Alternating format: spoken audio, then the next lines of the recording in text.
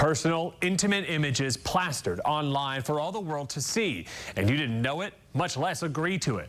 It is now estimated that 1 in 12 women in the U.S. have experienced what's commonly known as revenge porn, or the non-consensual sharing of sexually explicit images.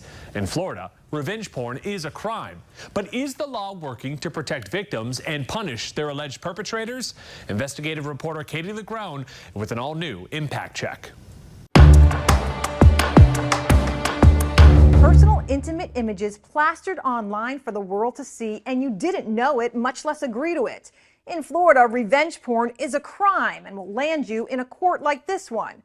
But is Florida's law doing enough to punish the perpetrators and protect the victims? My next Impact Check finds out. Madison Conradis will never stop talking about it. Yes, I'm a victim of revenge porn. I hate that term because you hear revenge porn and you automatically think disgruntled ex-boyfriend, and that's not always the case, and that wasn't the case with me.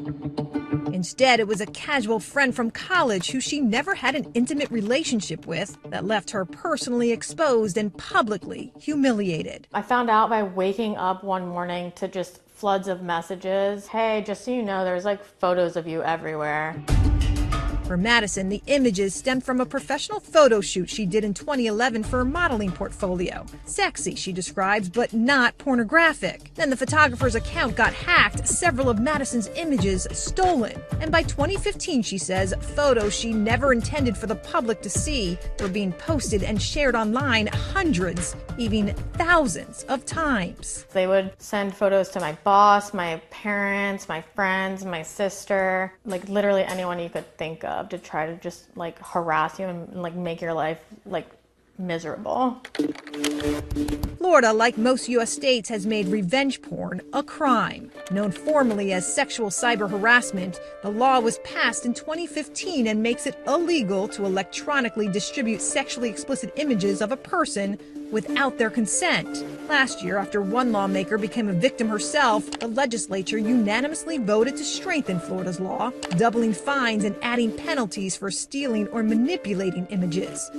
But across the state, we've discovered Florida's revenge porn law is rarely resulting in criminal prosecutions. Using state court data we obtained through a public information request, we discovered since 2017, less than 800 people have been criminally charged with sexual cyber harassment in Florida. That's about 8 people per month statewide, with some of Florida's most populous counties logging the fewest cases. Hillsborough County about 80, Palm Beach 31, and Broward just 9 since the law took effect 8 years ago. Sadly, in a lot of these cases, people don't know that there is even a law in place to protect them. Stephanie Myrone is a West Palm Beach attorney who specializes in cyber sexual harassment and stalking. Revenge porn, she says, is prevalent. I get calls almost daily from all over the state, all over the country. But she's not surprised the number of criminal cases citing the law is low.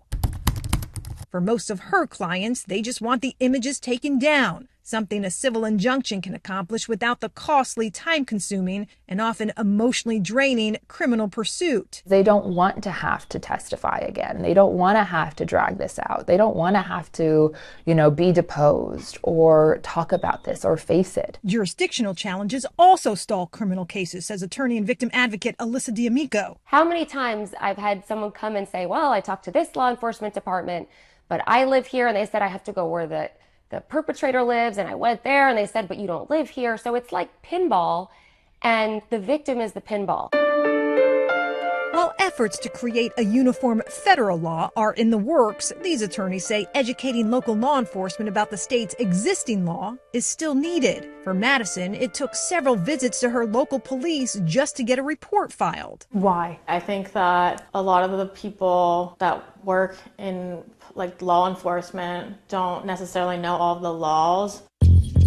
Leaving Madison to build the case herself with help from her twin, an attorney. The sisters managed to unmask Madison's online stalker while discovering he had done the same thing to 5 other victims, including a then 14-year-old girl. I think we both knew that we could make a change. The case eventually got the attention of the FBI, and in 2021, 6 years after Madison's pictures first surfaced online without her knowledge or consent, Christopher Buonocore, an acquaintance from college, was sentenced to 15 years in federal prison for cyberstalking and sextortion. It doesn't seem real sometimes, but it feels good to be where we're at now, where we're, on the side of healing. We've put the person in jail and we're advocating now.